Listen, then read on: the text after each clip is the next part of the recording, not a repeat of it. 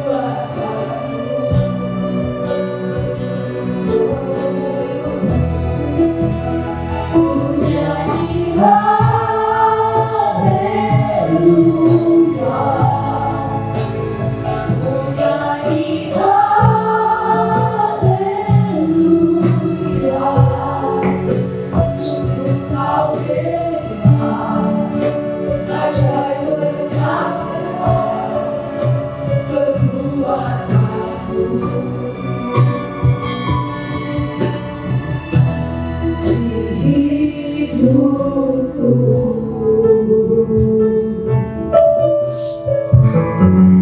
nama Tuhan. Saya mau ajak teman-teman untuk memuji nama Tuhan dengan lebih lagi. Sebelumnya, masih ada semangat untuk memuji nama Tuhan, amin? Sekali lagi, semangat. Masih ada semangat untuk memuji nama Tuhan, amin? Luar biasa. Saya undang teman-teman untuk bangkit berdiri. Kita mau menyatakan sukacita kita untuk kemuliaan nama Tuhan. Kita bernyanyi. Mari kita bertemu Tuhan.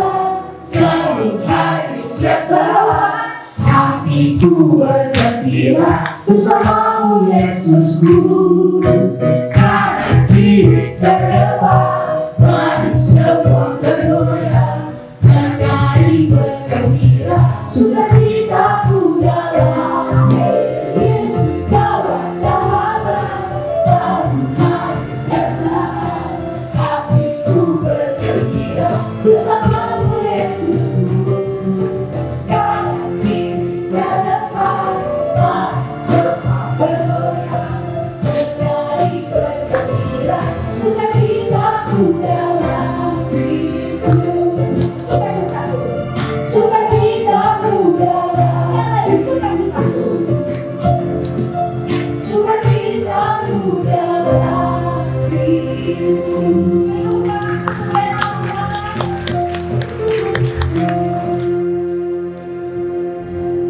Ibadah ini berlangsung di dalam nama Allah Bapa, nama anaknya Yesus Kristus, dan nama Roh Kudus yang menciptakan langit dan bumi. Amin. Sebab lebih baik 1 hari di pelataranmu daripada 1000 hari di tempat lain. Lebih baik berdiri di ambang pintu rumahmu daripada diam di kemah-kemah orang fasik. Barang siapa setia dalam perkara-perkara kecil, ia setia juga dalam perkara-perkara besar. Dan barang siapa tidak benar dalam perkara-perkara kecil, ia tidak benar juga dalam perkara-perkara besar. Marilah kita berdoa. Ya Tuhan Yesus, Engkau tidak berkenan pada persembahan yang dihantarkan dengan kepura-puraan. Engkau tidak berkenan pada pelayanan yang dilakukan dalam ketidaktulusan. Engkau tidak berkenan pada kehidupan yang tidak sesuai dengan kebenaran.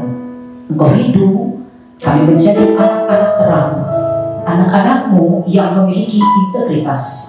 Dimanapun kami berada, orang-orang menemukan kami adalah orang yang sama dalam tutur kata pun perilaku kami. Terima kasih, kami percaya Engkau akan senantiasa membimbing dan mendidik kami untuk menjadi anak-anak-Mu yang hidup, membawa kemuliaan bagi-Mu. Amin. Silakan. Teman-teman diundang untuk duduk kembali. Kita hidup dari kemurahan Tuhan yang menyelamatkan kita. Untuk itu, marilah kita hidup bagi Tuhan, menetapkan hati kita dan menikmati kasih. Kita angkat lagu pujian kita, Ku hidup bagimu.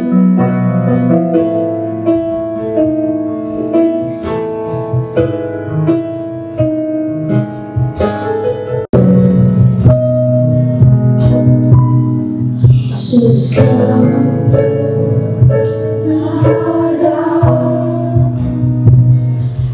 yang menyelamatkanku, Kau memberikanku hidup dan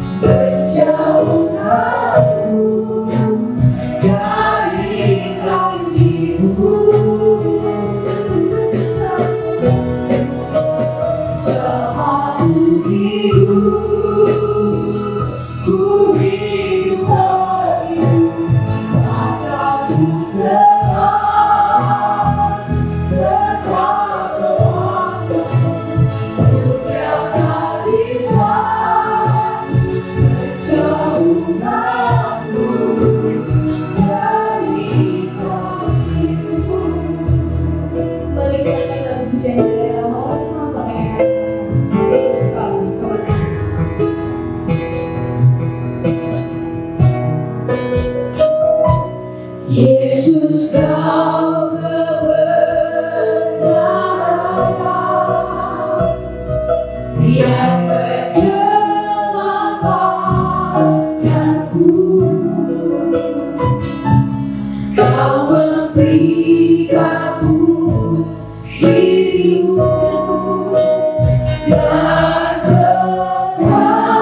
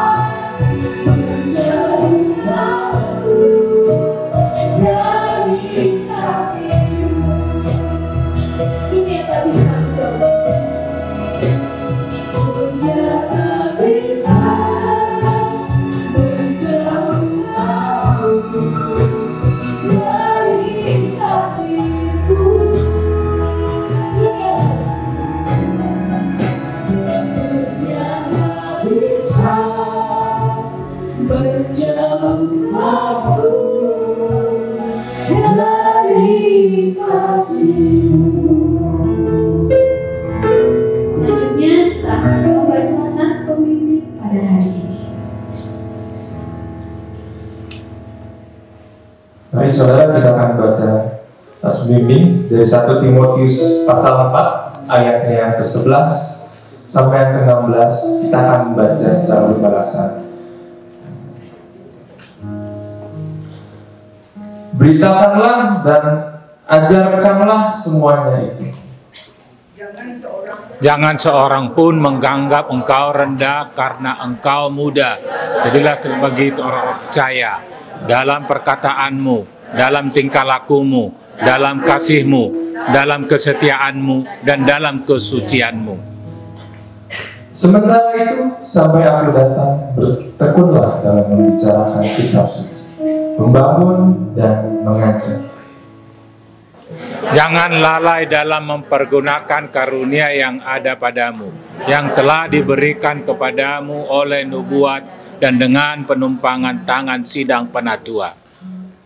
Perhatikanlah semuanya itu, hiduplah di dalamnya, supaya kemajuanmu nyata kepada semua orang. Awasilah dirimu sendiri dan awasilah ajaranmu, bertekunlah dalam semuanya itu, karena dengan berbuat demikian, engkau akan menyelamatkan dirimu dan semua orang yang mendengar engkau. Demikian firman Tuhan. Saat ini merupakan masa yang indah untuk memberikan hidup kita kepada Tuhan dan menikmati panggilan Tuhan. Kita kembali mengangkat lagu pujian kita bernyanyi Masa Muda.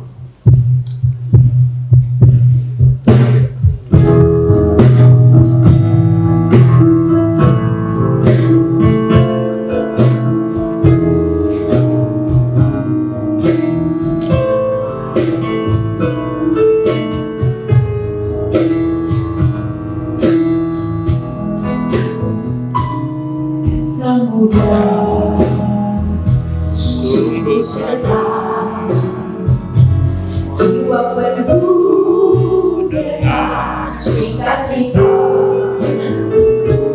dengan hati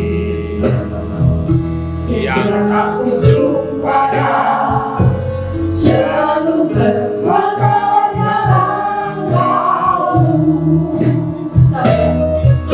Masa mudaku, masa yang terindah, masa Tuhan memanggilku. Masa mudaku, masa yang ku kenal, ku tinggalkan semua dosaku.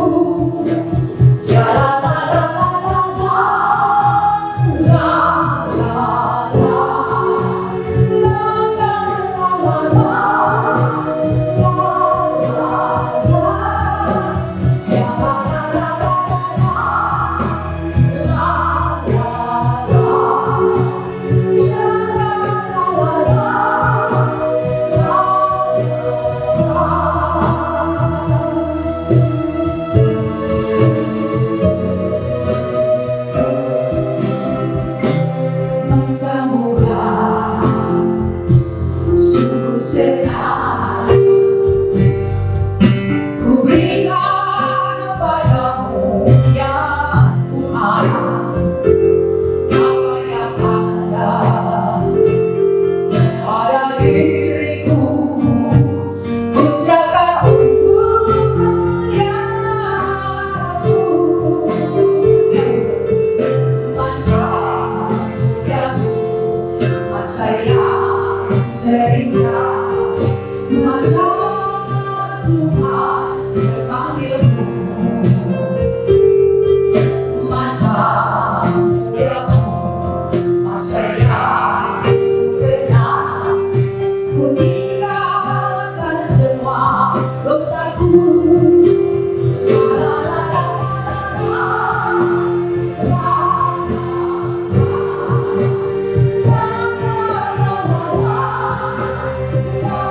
la.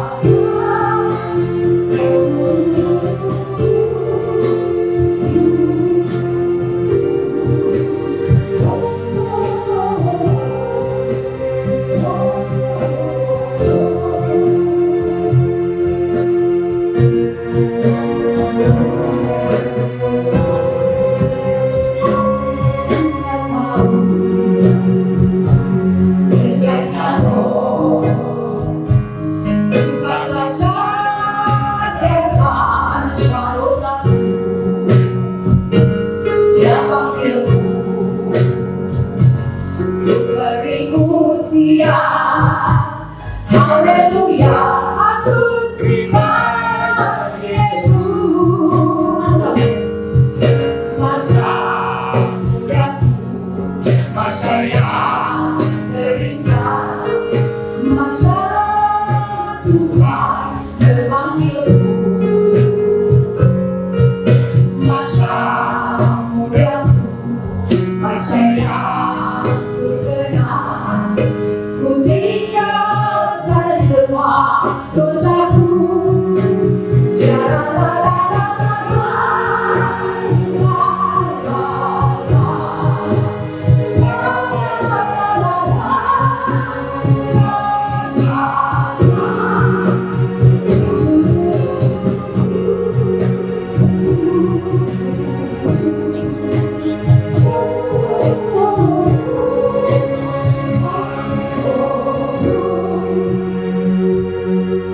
Masa mudaku, masa yang terindah, masa Tuhan memanggilku. Masa mudaku, masa yang ku kenal, ku tinggalkan semua dosaku.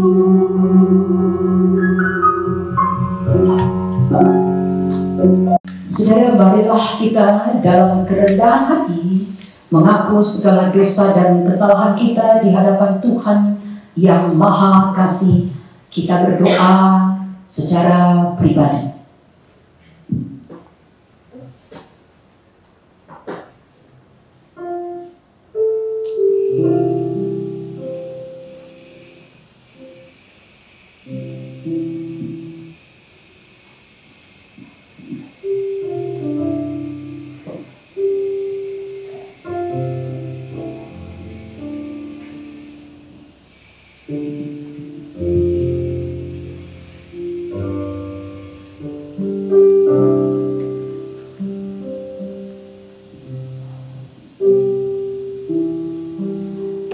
Ya Tuhan Yesus yang Maha Kasih, kasih-Mu nyata dalam hidup kami.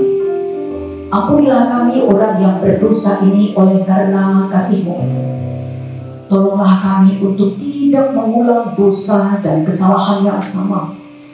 Berilah kami keberanian berkata tidak pada setiap godaan dalam diri kami, dan biarlah kami belajar dari setiap kejatuhan dan kegagalan kami, agar kami menjadi anak-anak-Mu yang dewasa secara iman. Amin.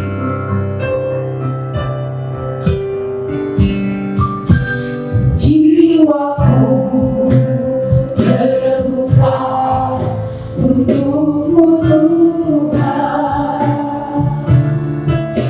sedikit katakan segala perkara, singkapkan semua yang terseluruh,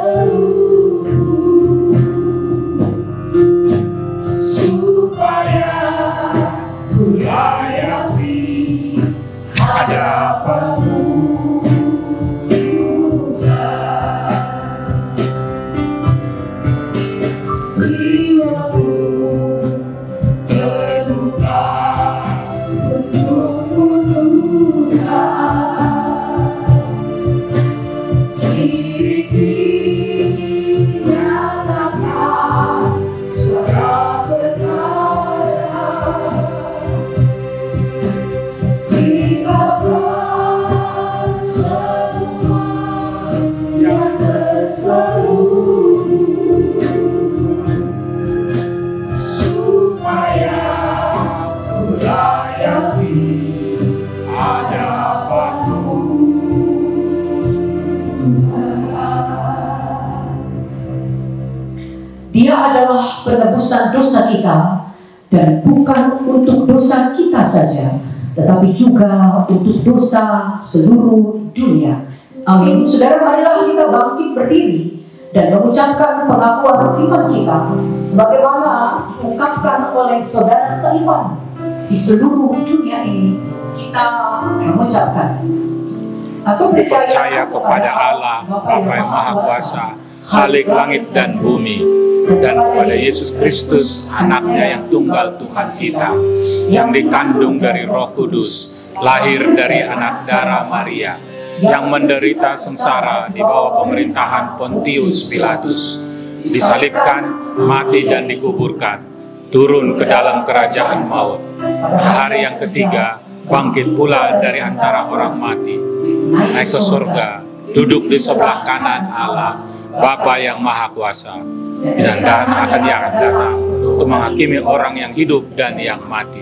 Percaya kepada Roh Kudus, gereja yang kudus dan am, persekutuan orang kudus, pengampunan dosa, bangkitan daging, dan hidup yang kekal. Amin. Silakan duduk, saudara.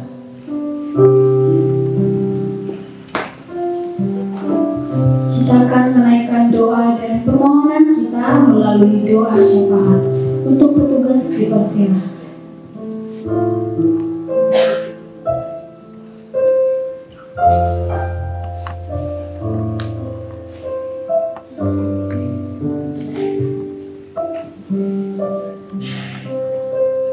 Mari kita berdoa syafaat, kita satukan hati, kita berdoa.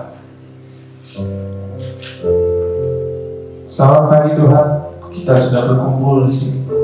Kita ingin mendoakan pertama-tama untuk bangsa kami, bangsa Indonesia. Kau berkati Presiden dan juga Wakil Presiden serta jajarannya yang menjalankan dan bertugas dalam negara kami, dan juga untuk pemimpin kepala daerah yang baru saja kita laksanakan dan kita pilih. Kau sertai mereka, kau berkati mereka, sebab hanya Kaulah yang dapat dan mampu menggerakkan hati manusia ini.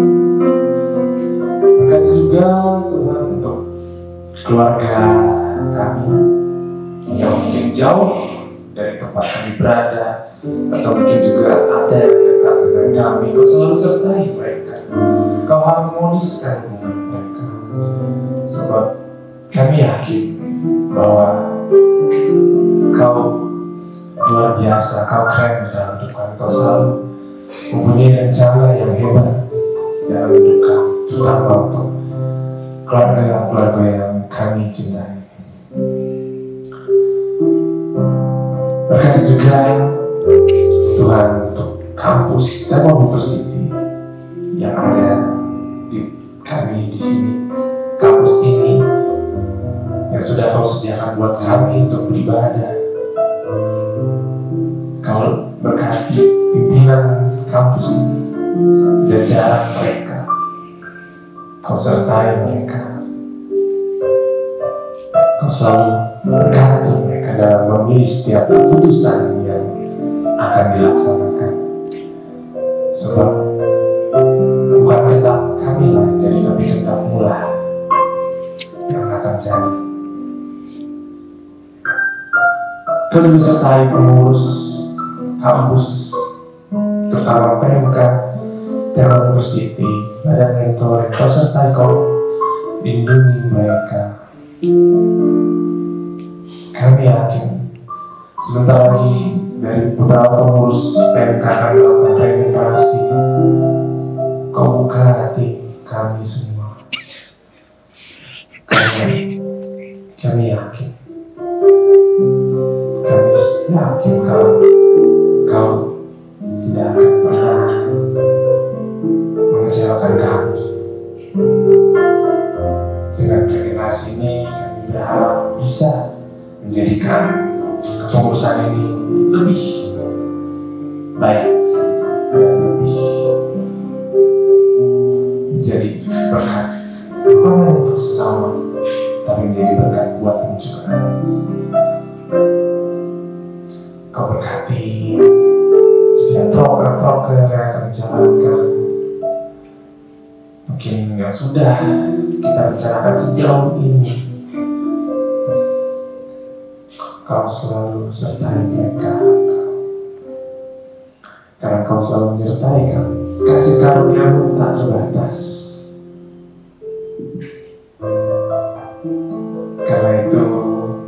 kami bersyukur atas pengharapan ini, supaya apa yang kami rencanakan untuk proker ini dapat berjalan. Dan juga kami berdoa juga untuk hari-hari kami ke depannya. Berkatilah kami dalam menjalani hari-hari kami. Jauhkanlah kami dari mara bahaya. Jauhkan kami dari roh-roh jahat manapun yang akan mengganggu kehidupan kami. Karena Kau selalu menyertai kami. Roh-Mu selalu ada di dalam hidup kami. Urapi kami selalu dengan Roh Kudus-Mu, dan selalu bimbing tiap langkah. Doa ini selalu kami bawakan dalam nama-Mu Yesus, Tuhan dan Juru Selamat kami yang hidup di dalam diri kami. Amin.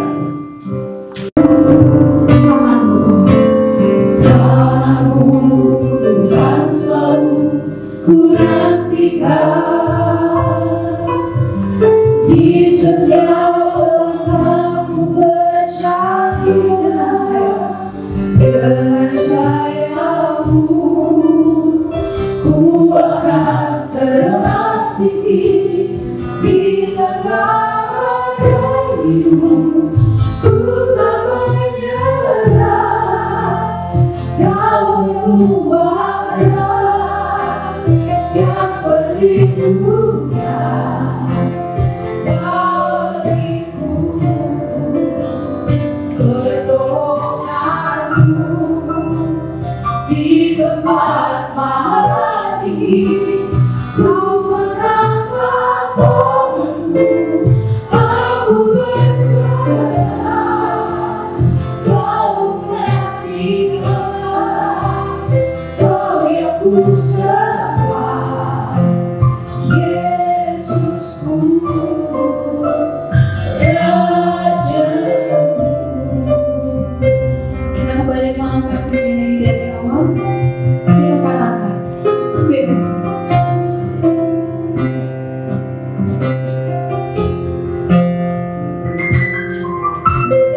Firman-Mu berkata Kau bersertaku, maka kuat roda jiwaku.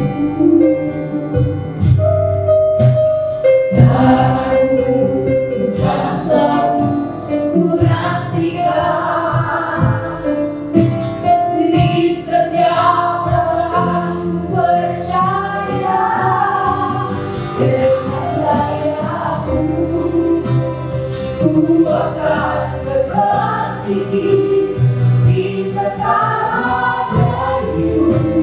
Ku tak menyerah, Kau ketuhanan yang berlindungan bagiku, pertolonganku di tempat maha tinggi.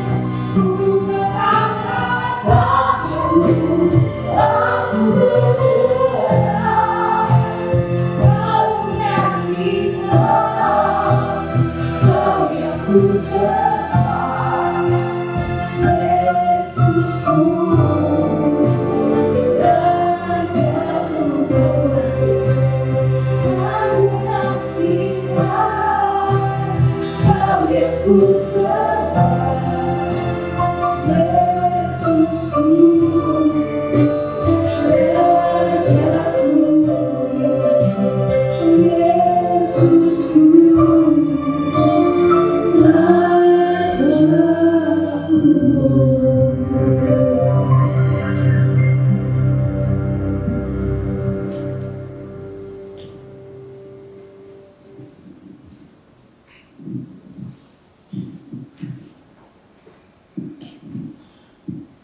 Rekan-rekan semua, saudara-saudaraku, mari kita sama-sama berdoa. Ya Bapa, pada pagi hari ini kami mengucap syukur karena berkat rahmat dan pertolongan-Mu, kami bisa bersama-sama berkumpul di tempat yang indah ini untuk beribadah, merendahkan diri kami di hadapan hadirat. Ya Tuhan, sejenak kami akan belajar tentang perjalanan hidup yang akan dan telah kami lalui, di mana apa yang akan kami jalani, tentunya kami berharap kami bisa melalui jalan dengan tuntunan dan bimbingan.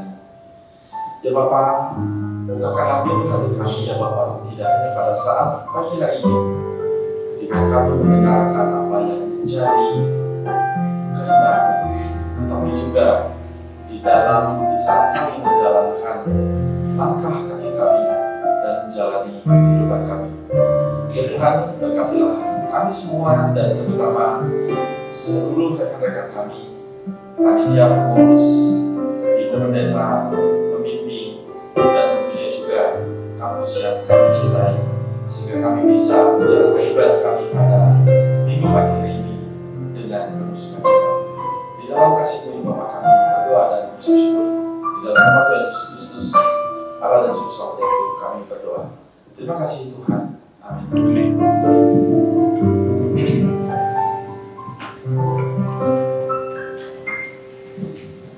Baik, terima kasih sudah memberi kesempatan kepada saya untuk bisa sharing buat adik-adik, rekan-rekan mahasiswa-mahasiswi di Telkom University. Saya juga dulu kuliah di sini, angkatan 92 dan kemarin baru ikut reuni. Jadi mungkin ini agak istimewa, dalam 2 hari berturut-turut saya balik ke kampus ini ya. Biasanya dalam beberapa tahun baru balik lagi ke kampus ini. Dulu saya juga mengikuti kegiatan PMK begitu. Waktu itu kampus kami terbagi 2, ada yang di Jalan Suci dan ada yang di Geger Kalong. Kampus saya di Geger Kalong begitu. Saya masih ingat PMK-nya itu di Lembah begitu ya, di area Pusat Pendidikan Pelatihan Geger Kalong begitu. Sekarang diberi nama Telkom Corporate University ya. Dan setelah pindah ke sini, ruangan kami sempat berpindah-pindah, salah satunya di Gedung Serbaguna ya, untuk melakukan kegiatan ibadah PMK. Jadi ketika saya masuk ke auditorium ini auditorium yang sangat bagus, begitu sangat indah. Kita perlu bersyukur rekan-rekan khususnya bisa diperbolehkan menggunakan auditorium ini untuk menjalankan ibadah. Jadi sangat harus dimanfaatkan begitu ya, untuk bisa beribadah di tempat yang sudah disediakan untuk kita semua. Rekan-rekan, saya mungkin mau ngajak sedikit diskusi. Boleh saya direct spot gitu ya, boleh dengan mengangkat tangan, boleh dengan menjawab, meskipun mungkin nggak perlu dikasih mic ya. Saya mengasumsikan rekan-rekan yang ada di sini mahasiswa-mahasiswi S1 ya. Ada yang mahasiswa-mahasiswa S2 atau S3 enggak ada ya, semuanya mahasiswa-mahasiswa S1. Mungkin ada yang di tingkat 1, tingkat 2, tingkat 3, tingkat 4 ya. Saya bertanya kepada adik-adik mahasiswa-mahasiswi, siapa di antara Anda yang kelak nanti begitu ingin menjadi orang yang sukses? Boleh angkat tangan. Semuanya angkat tangan. Semuanya angkat tangan. Terima kasih. Ada 1-2 orang yang nggak mengangkat tangan. Saya tidak tahu alasannya, tapi saya nggak akan tanya. Selanjutnya, siapa di antara adik-adik, rekan-rekan yang ingin menjadi berkat? Boleh angkat tangan. Oke, terima kasih. Semuanya mengangkat tangan ya. Apakah menjadi sukses dan menjadi berkat itu hal yang sama? Kalian mau coba jawab? Boleh angkat tangan. Apa jawabannya? Silakan. Apakah menjadi sukses dengan menjadi berkat itu adalah hal yang sama? Yuk silakan. Sama atau beda? Kenapa? Yuk silakan. Beda. Karena Sukses itu untuk diri sendiri, berkat itu untuk sesama. sukses untuk diri sendiri, berkat itu sama. Jawabannya bagus. Boleh kita kasih. Boleh ditanya. Balik lagi ke sini ya. Jadi rekan-rekan, kita manusia sejak kita lahir sampai kita meninggal dunia, kita berada dalam satu garis waktu. Dan buat rekan-rekan di generasi sosial media, timeline itu menjadi sesuatu yang milimeter. Kenapa? Karena setiap saat, bahkan mungkin pada saat ini, teman-teman ada yang sedang mengupdate timeline-nya di sosial media. Whichever sosial media yang Anda gunakan, tapi kita berada di era ketika kita lebih peduli dengan timeline. Tetapi saya mau katakan, timeline yang teman-teman sibuk urusi, itu timeline untuk urusan-urusan kecil. Timeline untuk misalnya, pagi ini saya sarapan di mana, siang ini saya pergi kemana, malam ini saya makan apa. Yes, itu juga timeline. Tapi jangan sampai timeline yang kecil-kecil itu mengabulkan kita terhadap timeline yang lebih besar, timeline yang menjadi rencana Tuhan buat kita. Oke ya. Nah, untuk itu rekan-rekan, saya mau ajak rekan-rekan melihat satu kalimat yang buat saya kalimat ini sangat menginspirasi. Kalimat ini disampaikan oleh seorang sastrawan dari Amerika, yaitu Mark Twain. Boleh dibuka slide berikutnya? Mark Twain ini adalah seorang sastrawan yang sangat terkenal. Dan Mark Twain ini banyak mengeluarkan kalimat-kalimat yang kemudian kalau anak sekarang bilang mind blowing. Oke? Salah satunya kalimat ini. Dia mengatakan, ada 2 hari paling penting dalam kehidupan seseorang. Hari paling penting pertama adalah ketika orang itu dilahirkan. Karena tanpa hari yang pertama ini, semua hari lainnya tidak ada. Hari paling penting kedua adalah ketika orang itu menyadari untuk apa dia dilahirkan. Rekan-rekan, ada banyak orang yang saya temui, termasuk sebagian di antaranya yang sudah memiliki profesi yang sangat bagus, tapi mereka belum mengalami hari kedua yang dimaksud oleh Mark Twain. Mereka belum menyadari kenapa mereka dilahirkan. Rekan-rekan, dalam format yang lebih spesifik bagi anak-anak Tuhan, kita bisa menjawab dengan lebih mudah. Meskipun belum tentu kita benar-benar memaknai jawaban kita. Hari penting pertama, semua manusia sama. Hari ketika dilahirkan. Hari paling penting kedua bagi anak Tuhan adalah hari ketika kita menemukan panggilan Tuhan dalam hidup kita. Meskipun mungkin ada juga yang merasa belum menemukan panggilan Tuhan dalam hidupnya. Kalau kita melihat lebih khusus dengan situasi kita, misalnya posisi adik-adik sebagai mahasiswa di Telkom University, hari paling penting pertama sebagai mahasiswa-mahasiswi di Telkom University adalah hari ketika Anda diterima secara resmi, secara sah, secara formal, secara legal sebagai mahasiswa-mahasiswi Telkom University. Betul? Karena tanpa hari itu, semua yang lain tidak ada. Tidak ada SKS, tidak ada IP, tidak ada skripsi, tidak ada graduasi.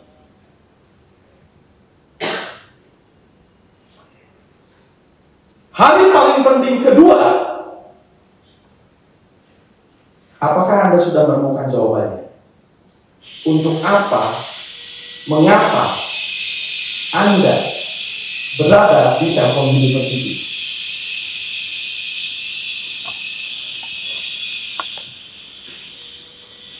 Semoga rekan-rekan bisa segera menemukan hari penting kedua itu sebagai mahasiswa value secepat mungkin. Bahkan kalau perlu sebelum hari pertama itu terjadi. Sebelum Anda jadi mahasiswa, Anda sudah tahu kenapa Anda harus masuk value. Saya tadi mengatakan saya kuliah di value. Waktu itu namanya masih STT Telkom. Waktu saya memutuskan untuk masuk ke STT Telkom, sebetulnya itu sangat-sangat instan. Karena pada waktu itu saya sudah diterima di ITB dan saya sudah bawa uang, bawa dokumen untuk registrasi di ITB. Sesaat saya dengan dengan saudara saya, dengan sepupu saya, melihat pengumuman di STT Telkom. Saya masih ingat, tadinya sudah mau nyampe ke ITB, balik arah ke Jalan Cuci, dia pengumuman dan ada nama saya di situ. Lalu saya tidak jadi registrasi ke ITB karena masih bisa besok begitu.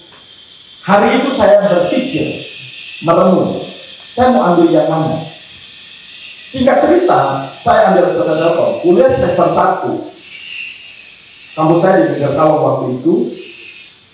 Kuliah semester 1 saya jalani dengan tidak menyadari, dengan tidak memahami, dengan tidak mengerti kenapa saya memilih masuk ke STT Telkom. Di dalam pikiran saya masih pengen kuliah di ITB.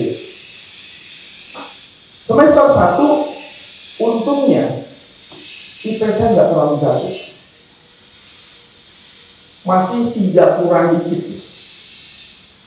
Semester 2, saya menyadari kenapa saya harus ada di STT Telkom. Dan setelah itu, saya kuliah dengan sungguh-sungguh. Di semester 2, IP saya di atas 3,6 dan seterusnya sampai saya cum laude dan saya menjadi lulusan terbaik di jurusan saya. Tetapi itu tidak akan terjadi ketika saya tidak menyadari kenapa saya harus kuliah di STT Telkom. So rekan-rekan, di dalam timeline kita, supaya timeline kita tidak berantakan, pastikan kita tahu kenapa kita harus menjalani timeline tersebut. Mungkin seperti saya sampaikan tadi di kesempatan lain, mungkin saya akan cerita tentang bagaimana meraih sukses. Tapi di kesempatan ini, saya akan menceritakan sebagai bagian dari timeline kita, kalau kita bisa meraih sukses, even pun kalau orang menganggap kita tidak meraih sukses, karena sukses itu punya definisi, dan definisi setiap orang itu bisa berbeda-beda. Kita lupakan dulu definisi apa itu sukses. Terlepas dari orang menilai kita sukses atau tidak, tetap ada satu bagian dari timeline kita yang tidak banyak pernah diceritakan. Anda boleh cari di buku-buku motivasi, Anda boleh cari di sosial media, Anda boleh cari di AI, Anda boleh tanya kepada para motivator. Biasanya mereka nggak menceritakan hal ini. Entah kenapa saya terpanggil untuk menceritakan hal ini kepada Anda. Bagaimana kita memastikan agar kesuksesan kita itu tidak kita hancurkan sendiri, tidak kita kotori sendiri, tidak kita nodai sendiri, bahkan kita ubah kesuksesan itu menjadi berkah. Nah rekan-rekan, sebelum saya sampai ke sana, saya mungkin mau ngasih sedikit tips buat Anda. Boleh ke slide berikutnya.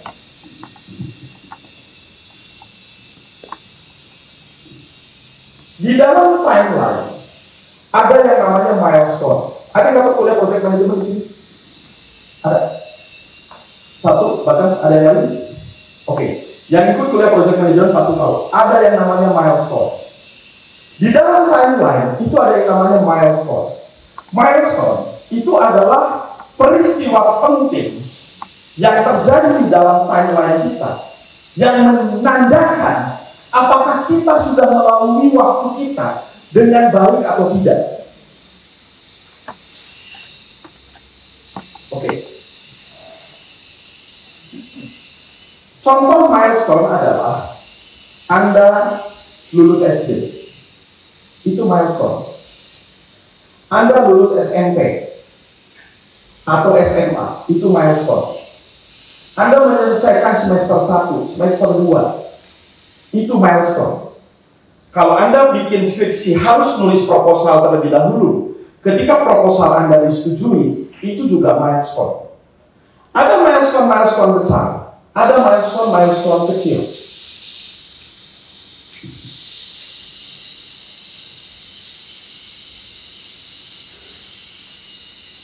Saya, entah kenapa, mungkin karena saya suka sepak bola, saya mengecek timeline saya setiap 4 tahun. 4 tahun itu terjadi pada saat Piala Dunia. Saya mulai menyaksikan Piala Dunia tahun 82. Waktu itu usia saya masih 7 tahun, jadi terlalu kecil untuk saya bahas. Saya mulai menampilkan di sini sejak 98.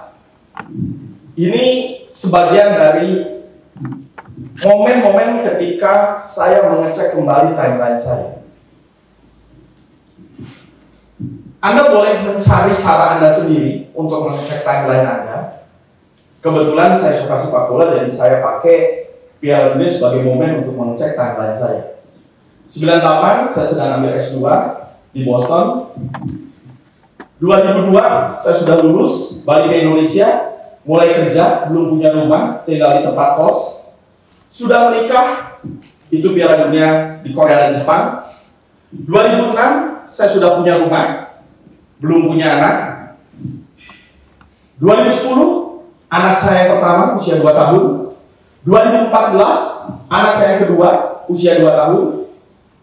Maaf, 2010 anak saya usia 2 tahun, 2014 juga anak saya yang kedua usia 2 tahun ya. 2018 saya sudah band 1. Saya sudah menjadi VP. Saya sudah dipercaya menjadi CEO salah satu subsidiary. Dan puji Tuhan 2018 kebetulan ada pelatihan. Saya bisa menyaksikan partai final Prancis lawan Kroasia itu langsung di Moskow. 2022 pas pandemi, saya ditugaskan menjadi SDM Telkom Korpo, tempat dulu saya kuliah di tahun pertama. Tempatnya sama, tapi institusinya beda. Ya. Waktu itu bagian dari sistem Telkom, sekarang bagian dari Telkom Korpo University. Berikutnya 2026. Saya ingin 2026 itu menjadi seperti apa? Purpose. Untuk bisa sampai kepada purpose, saya harus punya plan. Tapi kita bahas tentang 3P di kesempatan lain. Nah, rekan-rekan, balik kepada topik kita. Kita sejak kecil disiapkan, diajarkan untuk menapaki kehidupan kita naik. Menjadi orang yang lebih baik, lebih sukses, lebih hebat, lebih keren, lebih lengkap, terus begitu. Yang tidak diajarkan kepada kita adalah setelah kita berada di sana atau dalam perjalanan kita menuju ke sana, apa yang harus atau apa yang jangan kita lakukan. Do and don'ts-nya itu gak banyak yang ngajarin. Miraculously, amazingly, sebetulnya firman Tuhan gak ngomong itu. Cuma ini juga sayang. Meskipun saya pikir banyak disampaikan dalam khotbah, tapi tidak ditangkap, tidak dicermati sebagai bagian dari timeline. Seolah-olah hal itu terpisah dari timeline yang sedang kita jalani. Seolah hal itu tidak penting dengan timeline yang sedang kita lalui. Saya mau katakan pada pagi hari ini, apa yang ada di dalam firman Tuhan dan apa yang akan saya bagikan, 3 hal itu justru sangat penting di dalam timeline kita. 3 hal ini akan menjaga supaya kita tidak merusak timeline kita sendiri. Apa saja 3 hal itu? Boleh kita lihat slide berikutnya. Saya menyebutnya give thanks and better. Ungkapan syukur akan mengakhiri segalanya lebih baik. Kalau terjemahkan literally, kira-kira begitu. Tetapi sebetulnya give thanks and dan better itu adalah sebuah mnemonik, sebuah cara untuk membuat kita tetap ingat dengan 3 pesan yang akan saya sampaikan. Yang pertama adalah give thanks. Tentu kita semua sudah tahu, give thanks itu ucapan syukur. Bersyukurlah setiap saat. Kenapa? Rekan-rekan mungkin saat ini belum kebayang, tapi saya boleh nitip. Ini boleh Anda foto, tapi fotonya jangan hilang. Kalau Anda terbiasa mencatat, silahkan dicatat, tapi catatannya jangan hilang.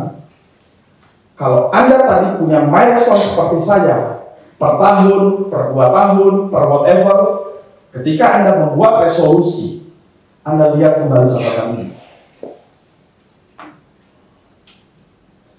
Kenapa saya mengatakan mengucap syukur itu sangat penting setiap saat untuk hal yang paling kecil sekalipun? Karena ketidakmampuan bersyukur itu akan membuat seseorang menjadi korup. Ketidakmampuan bersyukur itu akan membuat seseorang menjadi jahat. Ada sebuah studi, dan saya pikir ada banyak studi, cuma kebetulan yang saya baca 1 studi itu pun nggak sengaja. Ketidakmampuan bersyukur membuat seorang profesional menjadi korupsi, melakukan korupsi, menjadi koruptif. Seorang pejabat menjadi koruptif, menjadi melakukan korupsi.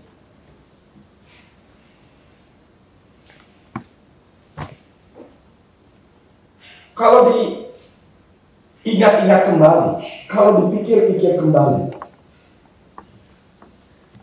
awal kejatuhan manusia ke dalam dosa, apa yang membuat Hawa dan kemudian Adam melanggar perintah Tuhan?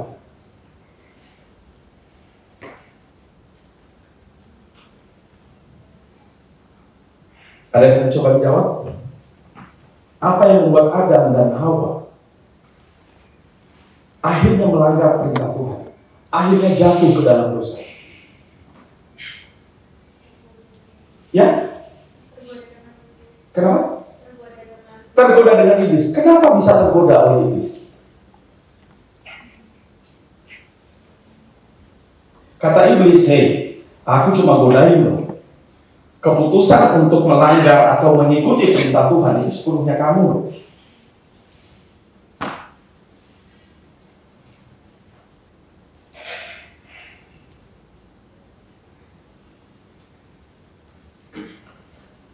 Hawa melihat buah itu dan sepertinya elok. Oke. Sampai situ. Sebetulnya even Hawa tidak makan buah itu, Hawa sudah jatuh ke dalam dosa. Kenapa? Karena dia sudah memiliki nafsu. Betul? Memakan buah itu adalah hanya simbol bahwa secara terang-terangan dia melawan perintah Tuhan.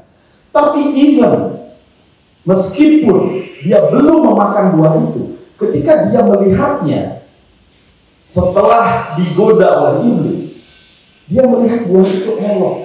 Tadinya dia melihat buah itu tiap hari, betul? Dia tinggal bersama dengan buah itu dan tidak terbersit di dalam pikirannya bahwa buah itu elok. Tapi kemudian apa yang membuat Hawa kali itu lihat buah ini kok jadi elok? Sebelum-sebelumnya kok nggak kelihatan elok?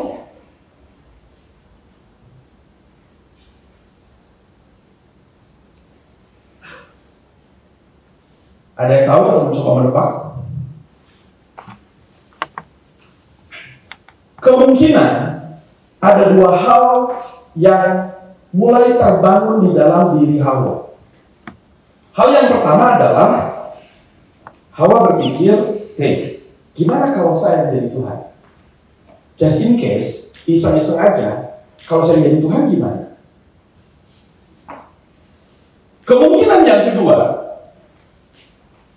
Hawa berpikir, gak enak jadi manusia. Enak jadi Tuhan dong. Dia bisa merintah-merintah. Dia bisa ngatur-ngatur.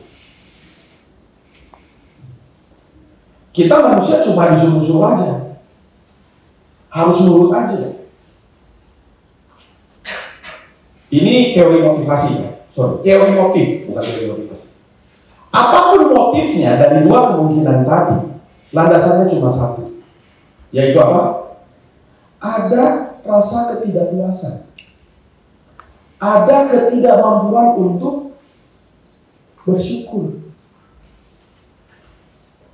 Di motif yang pertama, ketidakmampuan untuk bersyukur itu karena ingin mengatasi kekuasaan Tuhan. Di motif yang kedua, ketidakmampuan untuk bersyukur itu karena keinginan untuk memberontak kepada Tuhan. Jadi, rekan-rekan, adik-adik, hati-hati dengan ketidakmampuan untuk bersyukur. Dalam perjalanan bangsa Israel dari Mesir ke tanah yang dijanjikan Tuhan, banyak kisah, banyak kejadian bangsa Israel itu bersungut-sungut. Betul? Cranky, ngedumel.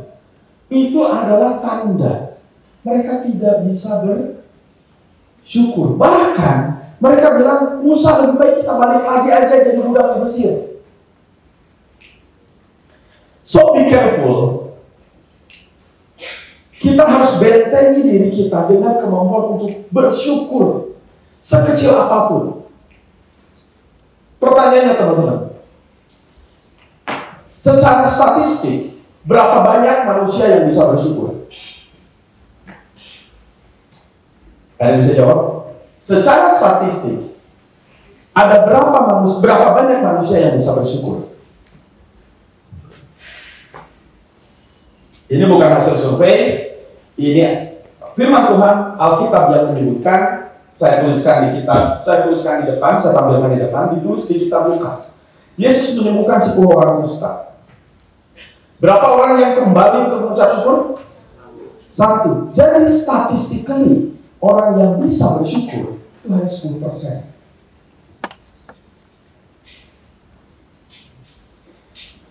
Or kalau hipotesa ini dibalik, 90%, meskipun orang itu sukses, ada kemungkinan orang itu menjadi korup, merusak timeline-nya sendiri, boro-boro menjadi berkat.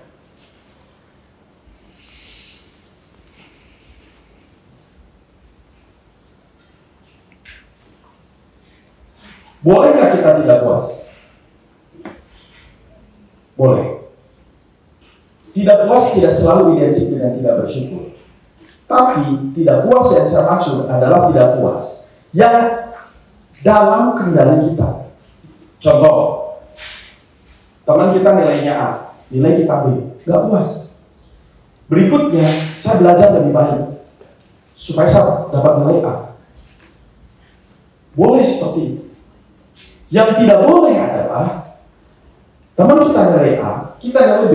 Lalu kita bilang, dia nilai A karena nyontek, dia nilai A karena dibantu dosen, dia nilai A karena dekat dengan si ini, si itu.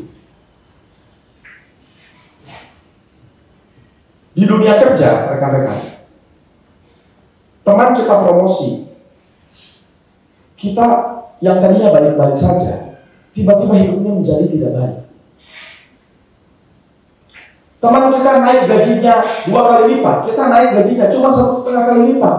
Ada tambahan 50% dari gaji kita. Tapi karena kita tahu teman kita tambahan gajinya 100%, tiba-tiba tambahan kita yang 50% itu terasa tidak cukup. Dan seterusnya, dan seterusnya, dan seterusnya. Ada banyak alasan untuk membuat kita tidak bersyukur. Dan setiap alasan itu akan membawa kita, membuka potensi buat kita merusak timeline kita. Bahkan melakukan hal-hal yang tidak sesuai hukum dan tidak sesuai firman Tuhan.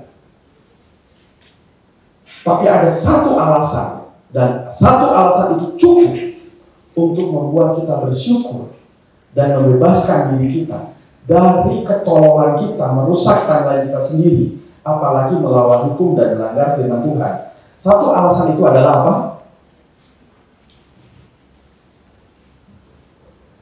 Karena Tuhan tahu yang terbaik buat kita. Dia sudah menyiapkan segala sesuatunya untuk kita. Teman-teman, saya kasih satu tips kecil. Gimana caranya kita bisa menjaga untuk selalu bersyukur. ML gitu ya. Ketemu satu spot, bisa berhenti ngefoto. Ketemu satu spot, saya berhenti ngefoto. Termasuk tadi di sini ya. Tapi saya tidak sekedar sedang memfoto. Saya sedang bersyukur, saya pernah melihat tempat itu. Saya sedang bersyukur, saya pernah berada di situasi itu. Saya sedang bersyukur bahwa saya pernah meninggalkan sesuatu yang baik buat milestone saya, buat timeline saya. Yang kedua, yang harus kita perhatikan agar kita tidak merusak timeline kita sendiri, agar kita bisa menjadi berkat, minimal kita tidak nyusahin orang. Selalulah ingat bahwa akhir itu sudah dekat. Akhir itu apa? Yang saya maksud bukan akhir zaman, tapi akhir dari apapun yang sedang kita nikmati. Banyak pejabat yang tidak menyadari bahwa jabatan itu sementara, bahwa mereka ditugaskan di situ itu berbatas waktu. Lalu kemudian mereka mulai membangun kerajaan kecilnya di situ. Lalu mereka menjadi raja kecil di situ. Tadi kita sudah lihat firman Tuhan mengatakan, kalau kamu tidak setia dalam perkara kecil, kamu tidak bisa setia dalam perkara besar. Sebaliknya juga, ketika kamu pengen jadi raja kecil, maka sebenarnya kamu sedang pengen jadi raja besar. Tapi raja besar di sini raja besar yang sifatnya pribadi, dilandasi dengan keangkuhan dan keserakahan. Apa itu raja kecil? Raja kecil itu sesederhana mulai dari tasnya harus dibawain oleh stafnya. Saya pernah lihat tuh, ada satu pejabat baru dia promo ke band 1, sudah bawa 2 orang untuk bawain satu tasnya, satu karena dia perempuan ya kan, satu tas perempuan begitu gede, sama satu orang ini bawain laptopnya. Meeting yang harusnya cuma dia, sekarang jadi harus 3 orang. Berapa biaya perjalanan yang harus dikeluarkan perusahaan hanya karena ada tambahan 2 orang itu yang sangat unfaedah. Tapi tidak berhenti dari situ. Mulailah dia minta ini itu di luar haknya dia.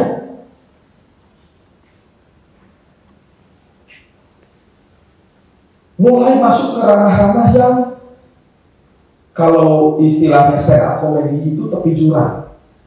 Mulai ada mobil Alphard pakai uang kantor. Mulai ruangannya dibongkar, digedein. Yang tadinya gak ada anggarannya tuh. Mulai ini itu. Yang akhirnya apa? Menjadi perkara hukum. Tapi teman-teman, even kita tidak melakukan itu pun, Allah memiliki hukumnya sendiri. Jabatan itu akan ada habisnya. Ketika jabatan itu habis, bisa jadi kita tidak siap.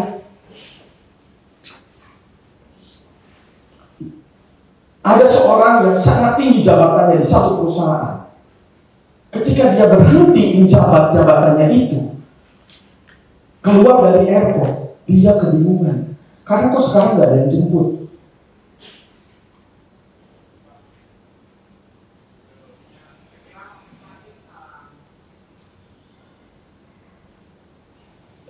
Pesan saya yang kedua ini, mungkin saat ini belum Anda rasakan.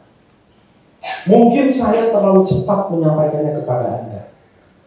Tapi saya titip, mumpung kita ketemu, ingat dan catat baik-baik. Ketika Anda mulai menempati satu posisi, dimanapun itu, mulai ada orang yang menawarkan untuk bawain tas, bukain pintu, oke? Ngambilin ini, ngambilin itu, nyediain ini, nyediain itu. Apalagi kalau kemudian itu adalah mitra atau vendor. Ya. Dulu saya batuk aja, kamera nyampe depan rumah saya kembaliin.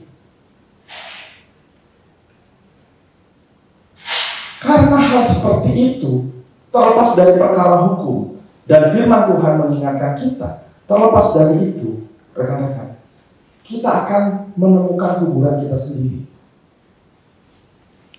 Karena kita pasti akan berhenti menduduki jabatan atau posisi tersebut. Waktu pada saatnya tidak akan berpihak kepada kita.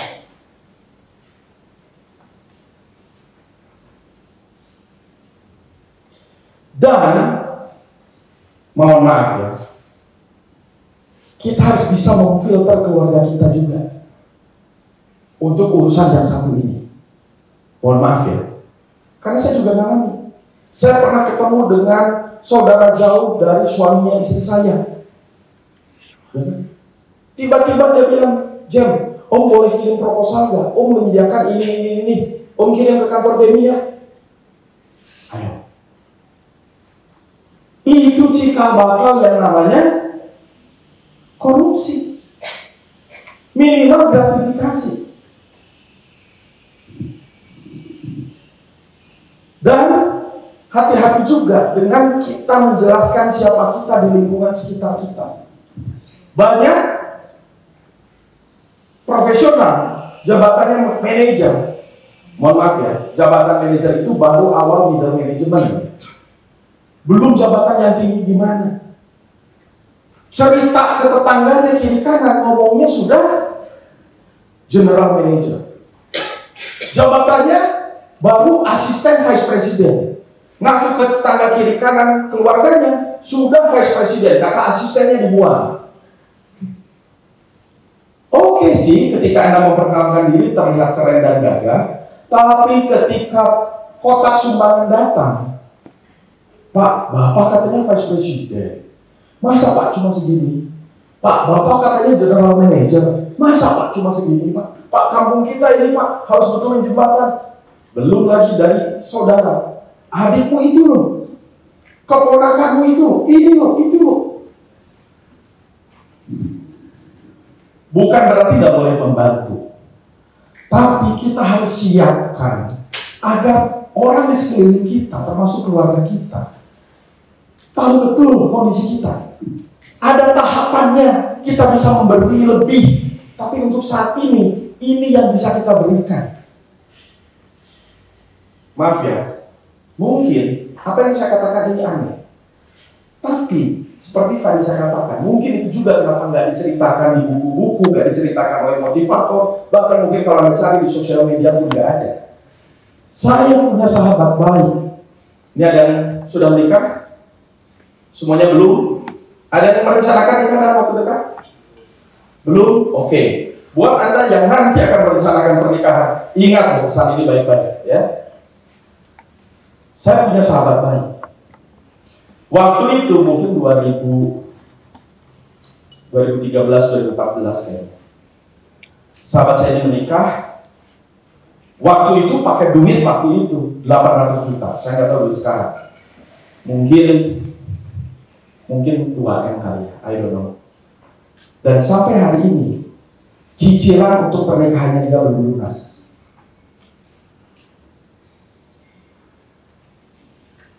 Pada saat dia harus mulai memikirkan uang untuk anaknya sekolah. Kenapa seperti itu? Ya tadi, kamu kan pejabat. Padahal waktu itu dia manajer aja belum. Masa pestanya cuma begini? Masa nggak ada ini? Masa nggak ada itu? Be careful. Untuk teman saya ini kuat iman. Kalau enggak, nutupnya dari mana?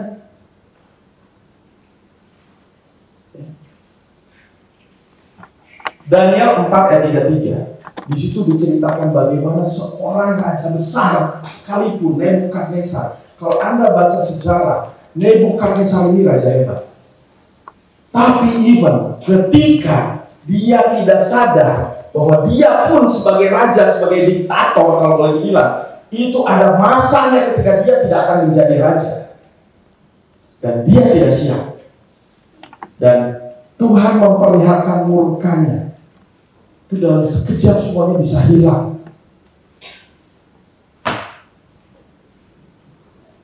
Kalau yang menjadi pejabat itu Anda sendiri, Anda ingatkan diri Anda.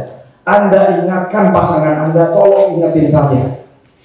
Kalau yang menjadi pejabat itu pasangan Anda ingetin sejak awal.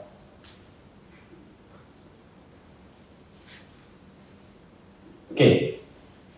Yang ketiga, nilai dari waktu. Rekan-rekan ada yang belajar ekonomi teknik di sini? Satu. Ada yang belajar finance? Time value of money? Gak ada, cuma satu orang. Nanti tolong bantu jelasin ya. Tapi harusnya teman-teman juga aware. Kalau kita pinjam uang, kena yang namanya apa? Bunga. Kalau kita nyimpan uang, kena yang namanya bunga juga. Jadi ada bunga pinjaman, ada bunga simpanan. Mana yang lebih besar? Tentu saja bunga simpanan. Berapa? Tentu saja bunga pinjaman. Ya. Dari situlah bank itu menjadi kaya. Oke ya? Nah, sekarang kalau uang itu disimpan, diinvestasikan, nilainya harus bertambah. Pertanyaannya, kalau kita berada di satu tempat, apakah kita membuat tempat itu bertambah nilainya?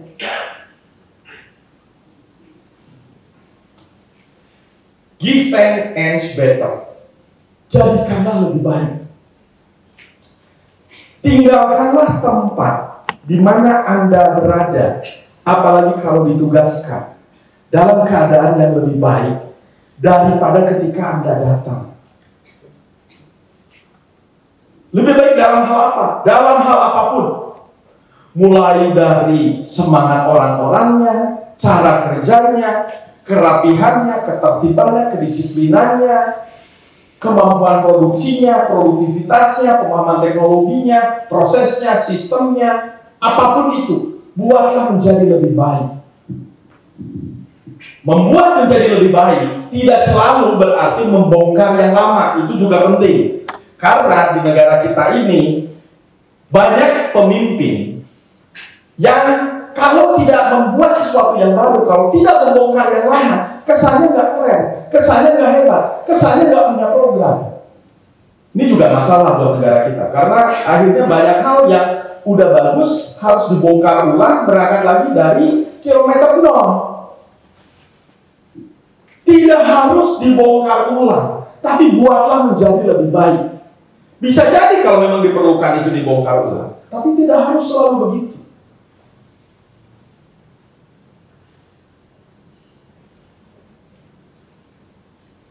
Bayangkan kalau orang yang udah nggak bisa bersyukur, datang ke satu tempat maunya dilayani, cuma bisa minta ini dan itu, ngabisin sumber daya, resources perusahaan, keluar dari situ nggak ada yang jadi lebih baik, yang ada malah jadi lebih rusak. Kira-kira orang seperti ini, apakah akan menjadi berkat? Apa yang terjadi dengan timeline-nya dia? Orang akan mengenang masa-masa dia ada di situ sebagai masa-masa yang suram, sebagai zaman jahiliyah. Itu tuh waktu dia yang memimpin di situ, rusak semuanya. Siapa orang itu? Anak Tuhan katanya, dari Telkom University. Mau ditaruh di mana muka Pak Jasper?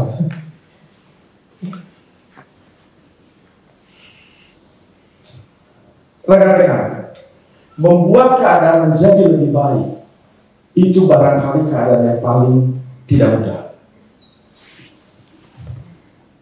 Kita tidak bersyukur, mungkin gak banyak orang yang tahu, meskipun harusnya kita bisa bersyukur.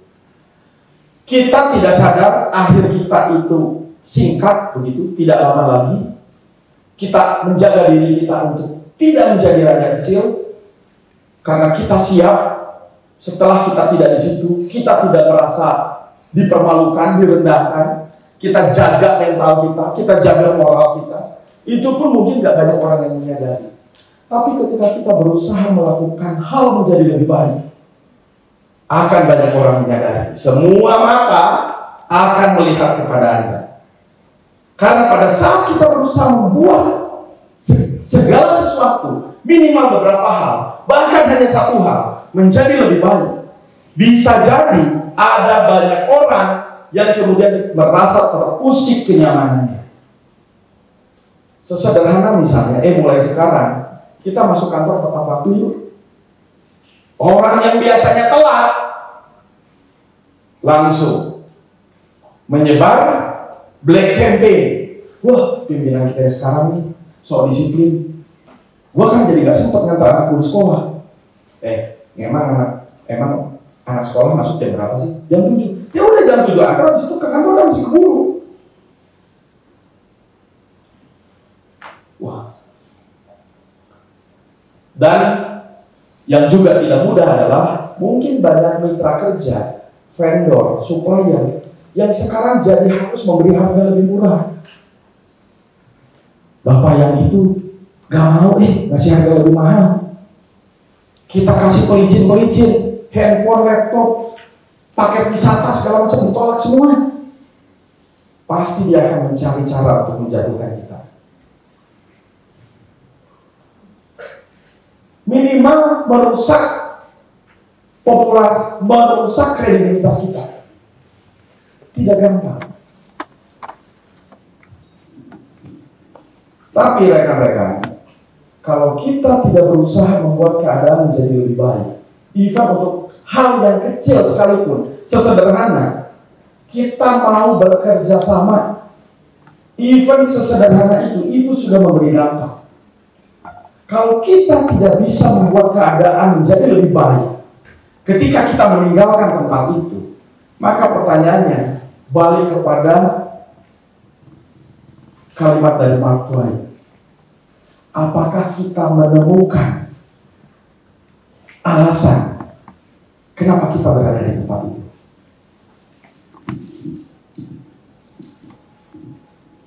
Kalau gambar besarnya kita bisa menjawab, kita ada di muka bumi, kita hidup di bumi ini untuk memuliakan Tuhan. Pertajam gambar Anda untuk situasi yang lebih kecil. Untuk apa Anda di Telkom University? Untuk apa Anda suatu saat ada di tempat kerja Anda? Sebagai penutup, boleh kita lihat slide terakhir. Rekan-rekan, pastikan dalam perjalanan timeline kita, di tengah keinginan dan bahkan harapan, bahkan mungkin dorongan, bahkan mungkin desakan agar kita bisa berhasil, di tengah itu semua, jagalah timeline Anda tetap bersih. Jangan merusak timeline Anda sendiri. Isilah hari-hari Anda dengan rasa syukur. Ingatkanlah diri Anda bahwa apapun penugasan, fasilitas, manfaat, kemudahan yang Anda miliki, yang Anda rasakan, itu hanya sementara. Dan lakukanlah yang terbaik, seperti yang dilakukan Nehemia. Nehemia datang melihat tembok Yerusalem yang sudah berantakan, sudah hancur. Bangsa asing bisa dengan mudah keluar masuk Yerusalem, memporak-porandakan Yerusalem, menjarah bait Allah. dan tidak ada yang berusaha untuk membangunnya kembali. Mereka bilang, susah, boro-boro bisa bangun tembok Yerusalem. Bisa selamat dari bunuh aja udah bagus. Tetapi karena tekad yang kuat dari seorang Nehemia untuk mewujudkan tujuan yang sudah ditetapkan Allah baginya, bahwa dia ada di situ untuk membuat tembok Yerusalem berdiri kembali. Akhirnya dia kumpulkan orang-orang, dia atur cara kerja. Di dalam Alkitab kita bisa membaca, tangan kanan memegang pedang, tangan kiri memegang sendok untuk memasang batu bata. Akhirnya tembok Yerusalem bisa berdiri. Rekan-rekan, timeline besar rencana Allah buat Anda di muka bumi, Anda wujudkan dalam timeline yang lebih kecil, lebih spesifik, dengan milestone-milestone Anda. Dan pastikan Anda tidak sedang merusak timeline yang sedang Anda bangun. Biarlah setiap orang yang datang setelah Anda, dimanapun itu, mereka akan berkata, untung dulu ada orang yang namanya Bagas, ada orang yang namanya Dewi, ada orang yang namanya Dwi, ada orang yang namanya siapapun itu. Dia yang meletakkan fondasi agar kita bisa membangun lebih baik lagi berikutnya. Ada Nehemia yang membangun kembali Yerusalem. Anda bisa menjadi seperti Nehemia dimanapun Anda ditempatkan. Semoga menjadi berkat buat Anda semua. Terima kasih. Tuhan, kita angkat lagu pujian kita, Sejuta Rasa.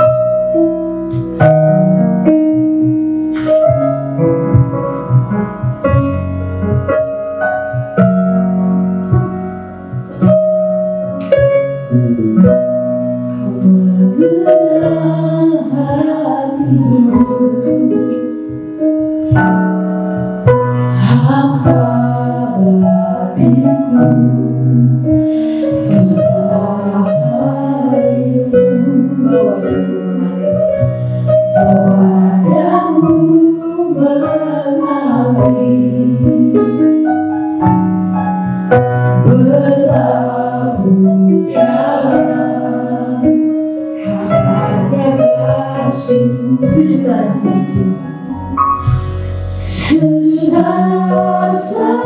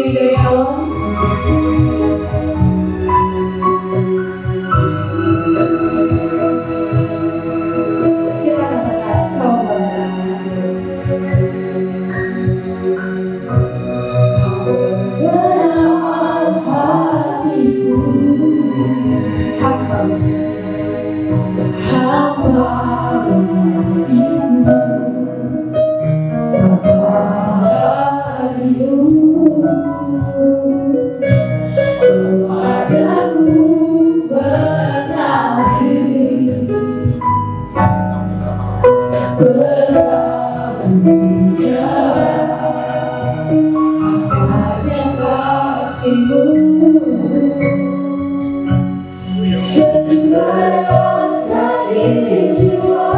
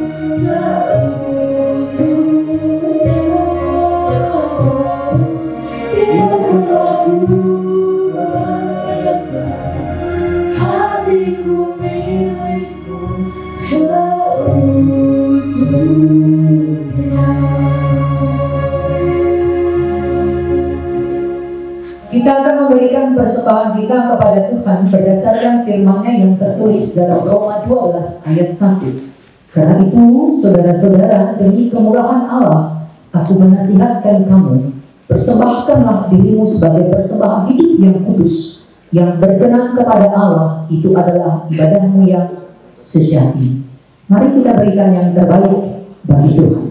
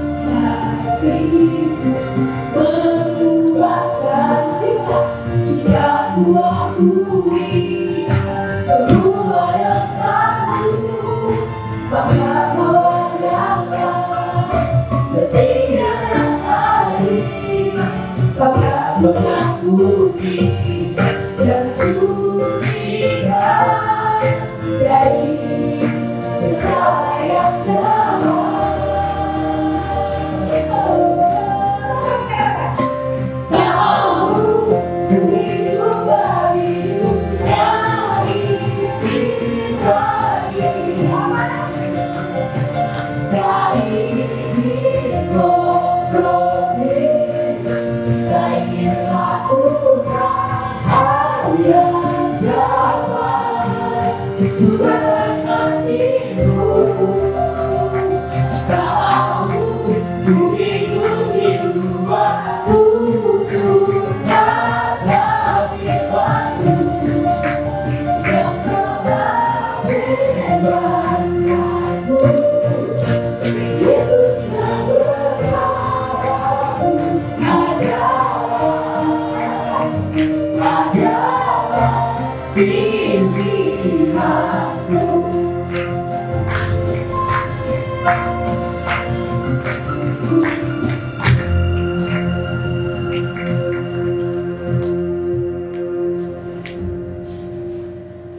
Kami berterima kasih untuk kebenaran firman Tuhan yang sudah mendidik kami.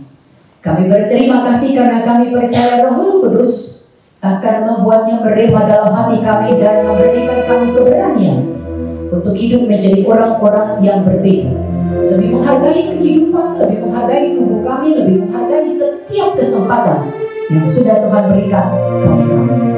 Dan ajarlah kami Kristus menghitung hari-hari kami sedemikian agar kami beroleh hati yang bijak, agar kami paham bukan soal berapa lama kami hidup, tapi bagaimana kami menjalani hidup dan dengan apa kehidupan itu kami isi.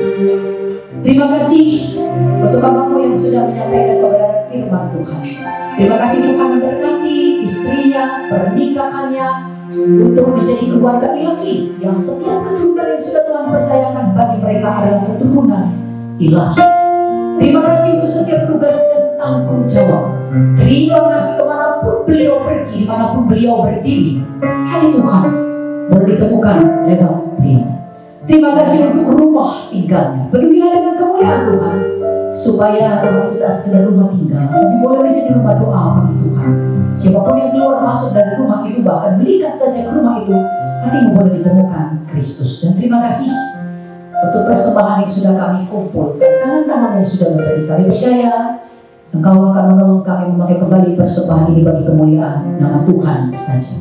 Ibadah kami akan segera berakhir, tapi kami sangat percaya cinta kasih-Mu bagi kami tidak akan pernah berakhir. Biarlah itu senantiasa memotivasi kami berlari mengejar perkenanan hati Tuhan lebih dari mengejar perkara apapun di dunia ini. Saudaraku, pulanglah hadapi dunia nyata di mana ada banyak ujian, tantangan dan pencobaan, tapi jangan takut, terimalah berkat Tuhan. Anugerah Tuhan kita Yesus Kristus, kasih setia dari Bapa surgawi dan persekutuan Roh Kudus menyertai engkau sekarang sampai selama-lamanya. Amin.